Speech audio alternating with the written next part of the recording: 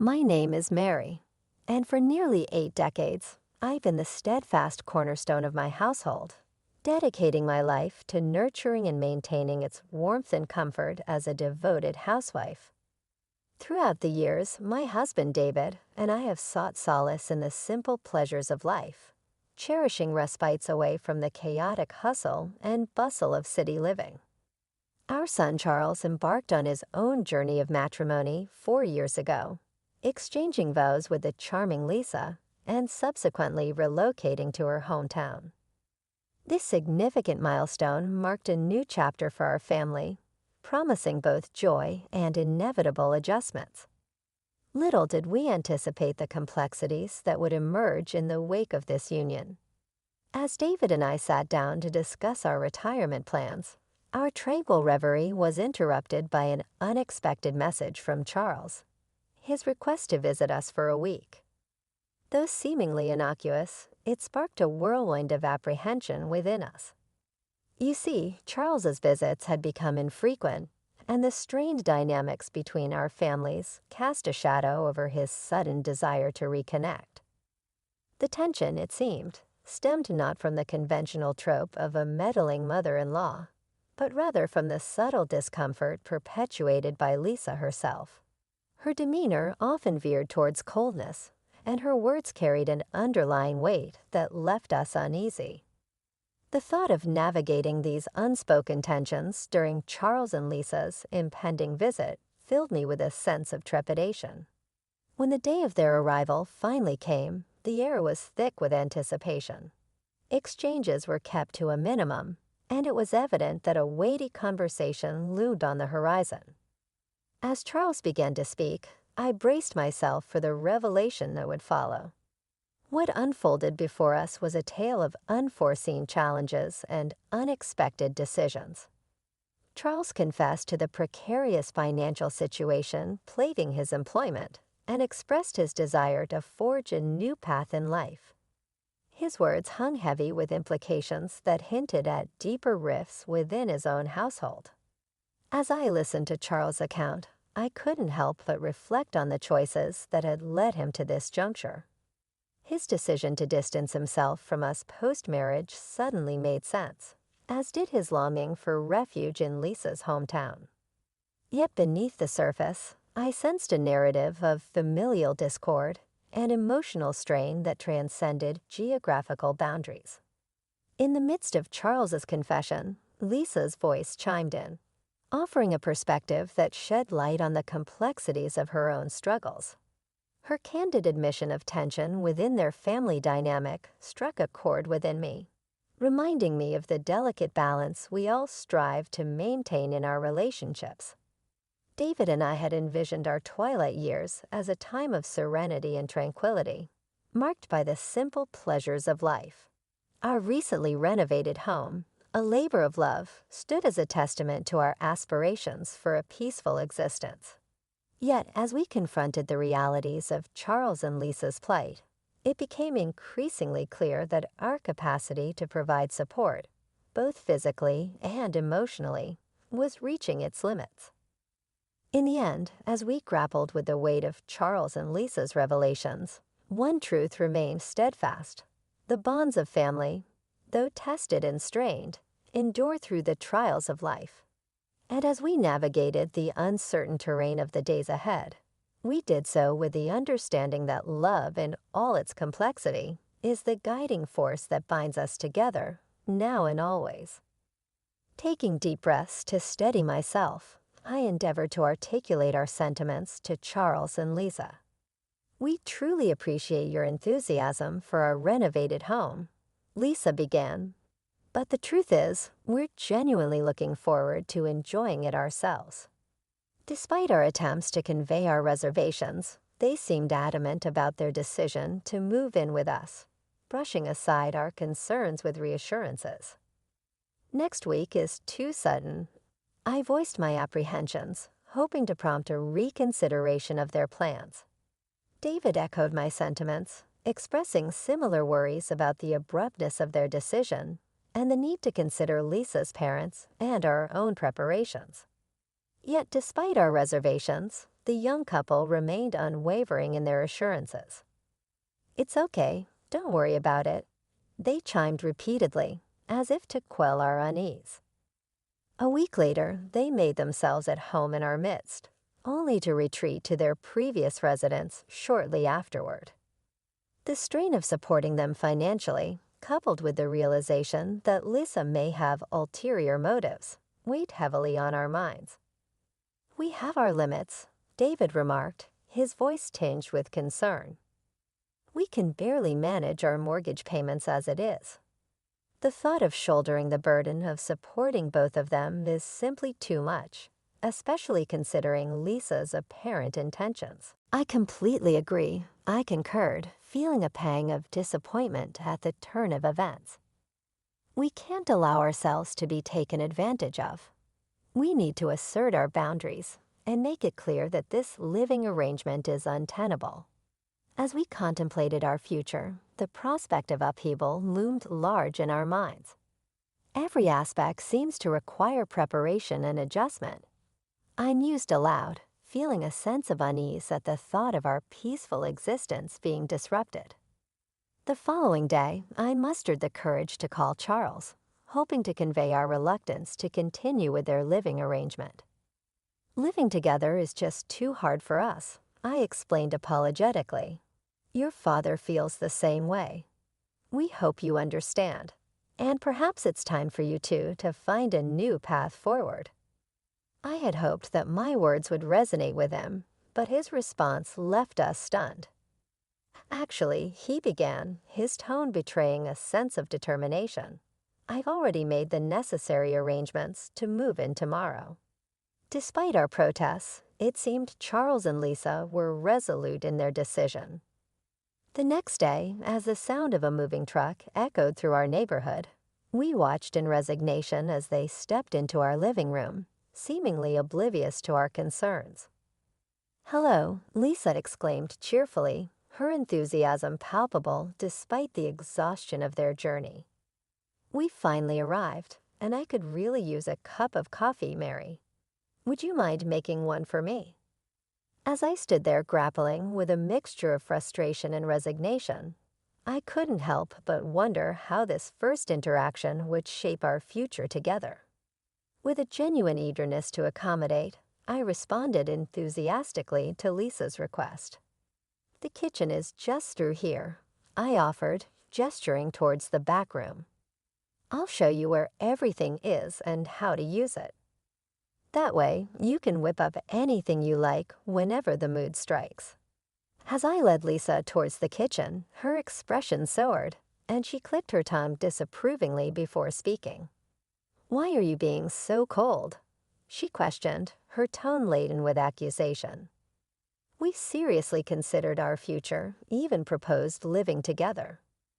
I never imagined I'd have to prepare a simple cup of coffee myself. Her sudden remark caught me off guard, and I struggled to conceal my surprise. It seemed her words belied a lack of appreciation for our hospitality, and her demeanor remained unchanged as she continued.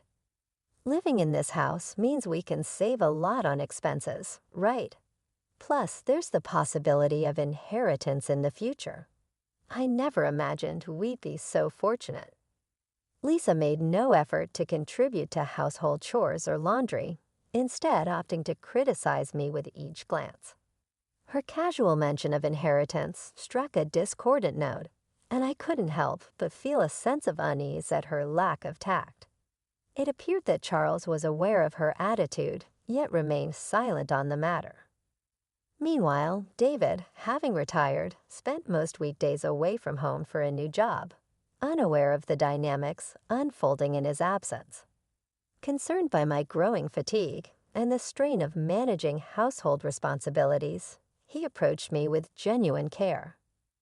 "Mary, I'm genuinely concerned about you," he expressed, his voice tinged with worry.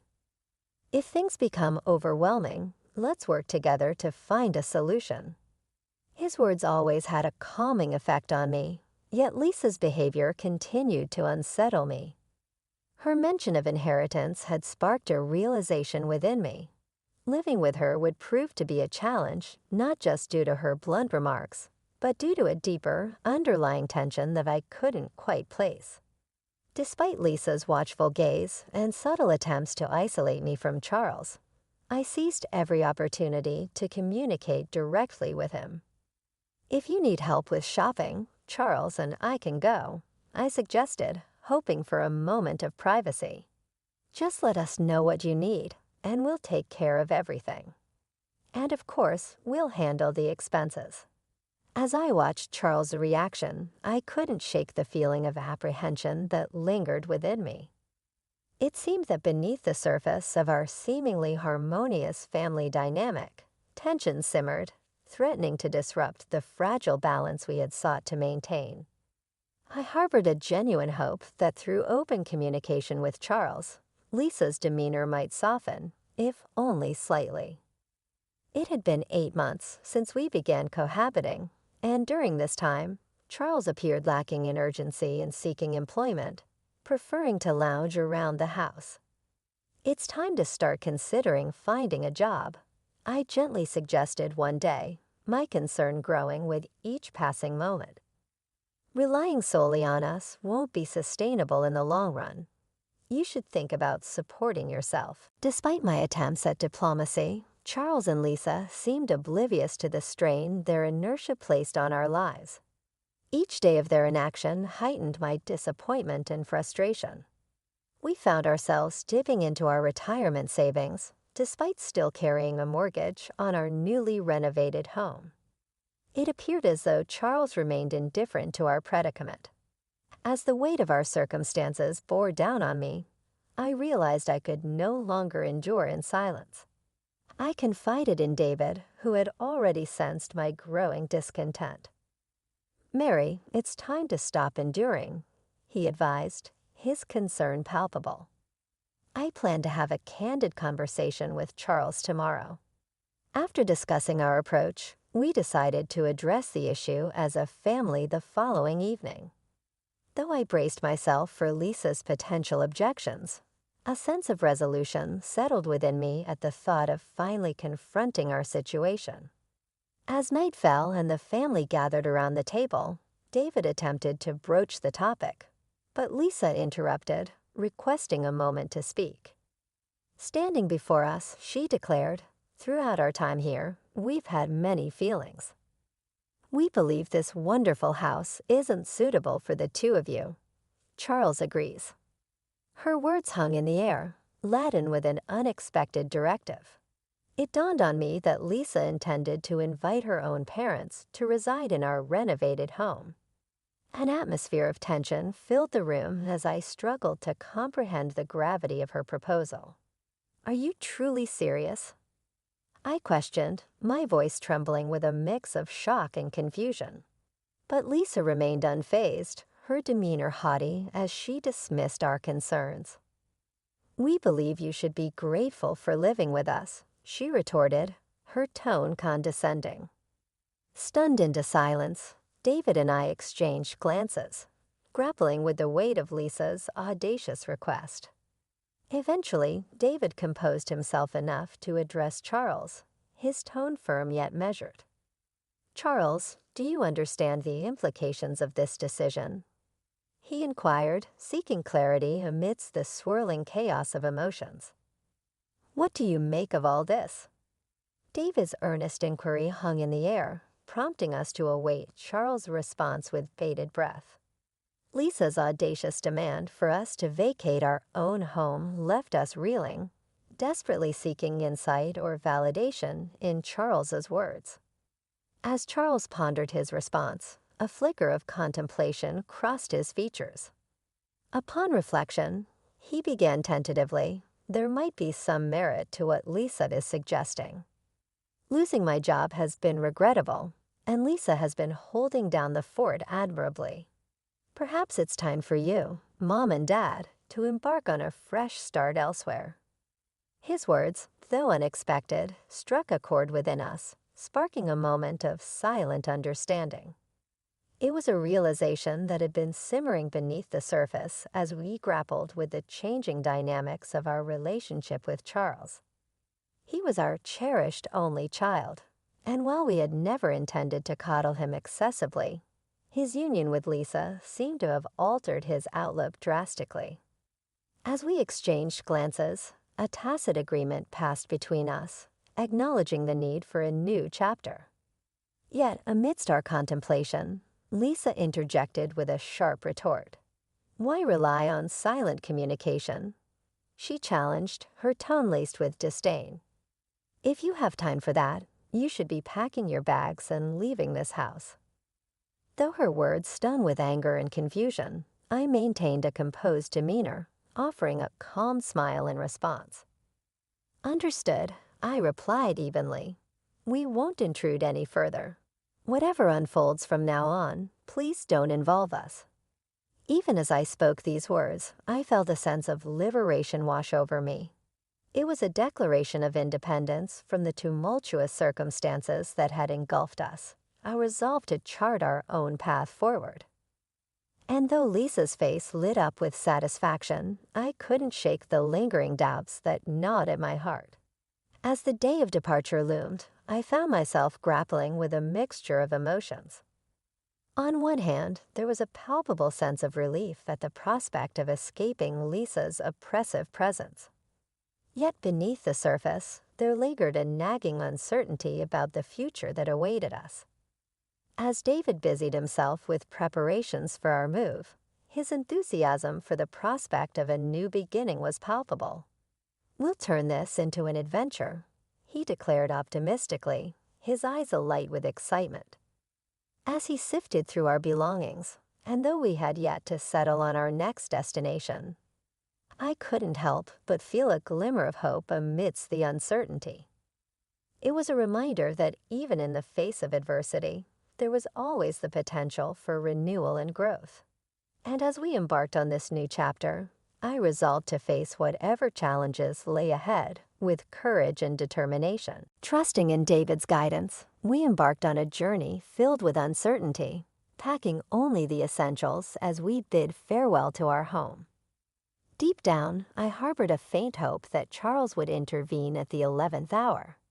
But his silent acquiescence, coupled with Lisa's smile, spoke volumes. The fragility of family bonds weighed heavily on my mind during our journey, yet strangely, I felt a sense of liberation and clarity. Perhaps it was the relief of escaping Lisa's dominating presence that lifted my spirits. As the landscape outside our window shifted, David revealed his surprise. "We're almost there," he announced, his tone tinged with excitement. Puzzled, I inquired about our destination, only to learn that he had secured a room in a luxury condominium meticulously tailored to our preferences. Located on the second floor to accommodate my fear of heights, the apartment boasted amenities beyond our wildest dreams. A dedicated reading space, a well-equipped gym, and a serene communal bath. It was a far cry from our previous abode, and I couldn't help but express my gratitude. "I never imagined we'd live somewhere like this," I marveled, my disbelief evident. David's reply was tinged with warmth as he revealed the extent of his planning. "It ensures our peace of mind in our old age," he affirmed, his smile reflecting a sense of contentment despite the challenges ahead. David's optimistic spirit buoyed our resolve as we tackled the tasks of settling into our new home. The following day, we navigated the bureaucratic maze of real estate procedures, selling our old house and settling our mortgage with our savings. With the weight of financial burdens lifted, we found ourselves feeling lighter, our hearts brimming with newfound hope. Meanwhile, Charles and Lisa embarked on their own journey, embracing their new family structure with Lisa's parents by their side.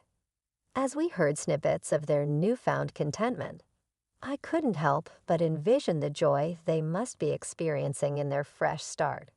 However, amidst the flurry of change, a call from Lisa unexpectedly pierced the tranquility, signaling a potential shift in our intertwined destinies. "Hello, Mary, it's Lisa. Have you settled into your new home yet? You're not living in a park, are you?" If something were to happen to you, please don't rely on us.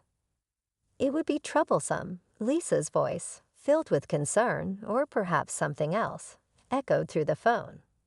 Despite her attempt at casual conversation, tension hung in the air as I grappled with my emotions. Speaking of parks, our new home overlooks a beautiful park. I responded, my tone cautious. But Lisa, there may come a time when you have to face reality. I didn't intend for our conversation to escalate into a heated exchange, but overwhelmed by my emotions, I couldn't help but hint at the underlying tensions. Mary, have you gone mad? Lisa retorted, her voice tinged with annoyance. No need to worry. Charles and I are living very happily. Goodbye. With that, she abruptly ended the call, leaving me to ponder the implications of our conversation. Lisa's obliviousness to the deeper meaning behind my words only served to exacerbate my frustration. For days afterward, the encounter replayed in my mind, each time stoking the embers of resentment towards Lisa's attitude. Despite my lingering animosity, a part of me couldn't help but anticipate the challenges they might face in the future. A few days later, as if on cue, we received a call from the real estate agent handling the sale of our old house. David and I shared a knowing glance, our excitement palpable. However, our jubilation was short-lived as an urgent call from Charles disrupted the tranquility, his voice fraught with anger and frustration. Why didn't you tell us about this? We didn't hear anything about selling the house. Now we're suddenly receiving an eviction notice from the realtor. Charles' accusations cut through the air, revealing his inner turmoil. It was the opportunity we had been waiting for, the chance to assert our stance. Calmly, David began to address Charles' accusations, unraveling the complexities of the situation. Charles, I understand your frustration. David began, his voice steady. But it's not as simple as you think. Ideally, you should have contributed to paying off the mortgage on that house. As Charles's shock and disappointment became apparent, I couldn't help but notice a shift in his demeanor. The confident facade he once wore seemed to crumble, replaced by a vulnerability that hinted at a deeper conflict within him. At this moment, I whispered to David, I struggled to see him as Charles, the son we raised with love. It was a revelation that struck us deeply. The man who has agreed to purchase the house has a formidable perhaps our true family, now comprised only the three of us, stripped of wealth and resources. As David's suggestion hinted at the possibility that all four of them were in fact in a financial crisis, our investigations uncovered a troubling truth. Since they began living together, they had succumbed to the allure of gambling, plunging into a vortex of debt.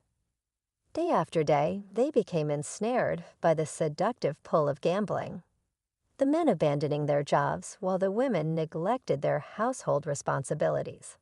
Why are you prying into our financial affairs? Lisa's voice, laced with hostility, pierced through the phone line, directed at us. Her aggression was palpable, leaving us taken aback by her confrontational demeanor. Gathering my composure, I addressed Lisa calmly but firmly. Your arrogance is truly astonishing, I replied. It's time for all of you to consider your next move. The new tenants are set to move in within days, so you should start looking for alternative accommodations. Lisa's response lacked remorse or introspection. There was no hint of regret in her words, only defiance. As the gravity of the situation sank in, it became clear that any hope for reconciliation had faded. Moreover, I felt compelled to convey a warning regarding the impending tenants of our former home, appearance which might evoke fear upon first interaction. However, despite his intimidating demeanor, he has shown understanding and kindness. Understanding our urgency, Lisa reluctantly acquiesced, acknowledging the need to vacate the premises promptly. However, she pleaded for more time to secure alternative housing arrangements. We'll leave as soon as possible. Lisa conceded, her tone tinged with resignation. "But finding a new place may take some time. Can't we be granted a little more time?" Their plea for an extension tugged at my heartstrings, but given the circumstances, concessions were impossible. The impending danger and uncertainty demanded swift action, leaving little room for leniency. As I listened to Lisa's voice over the phone, a twinge of sarcasm crept into my smile. Her anxious tone betrayed the urgency of the situation, and I couldn't resist a slightly sardonic response. "You don't have much time left," I remarked dryly, offering one last piece of advice before bidding her farewell. As I ended the call, a sense of relief flooded over me, washing away the tension that had gripped me. It was as if a weight had been lifted from my shoulders, leaving me with a feeling of newfound liberation. Later, through hearsay and gossip, I learned that the four of them had swiftly and diligently tidied up their living quarters before vacating the premises. The news brought a chuckle to my lips. It seemed they too had felt the urgency of the situation. Although I received no direct communication from them, I gathered from a reliable source that they had downsized to a cramped 180-square-foot studio apartment. The thought of all four of them squeezed into such a tiny space piqued my curiosity. Perhaps amidst their financial woes, they were caught up in the relentless cycle of repaying debts, leading busy lives that left little time for leisure or comfort. It was almost poetic justice, I mused as I contemplated their plight. After all the twists and turns, it appeared that they were reaping the consequences of their actions. Meanwhile, David and I were on the cusp of embarking on a new chapter in our lives. In our cozy new condo nestled in a vibrant neighborhood, we envisioned days filled with peace and contentment. Finally, we would have the opportunity to enjoy each other's company without the distractions and dramas that had plagued us in the past. As we looked ahead to our future together, we embraced the promise of tranquil and fulfilling days ahead, just the two of us in our little haven of happiness.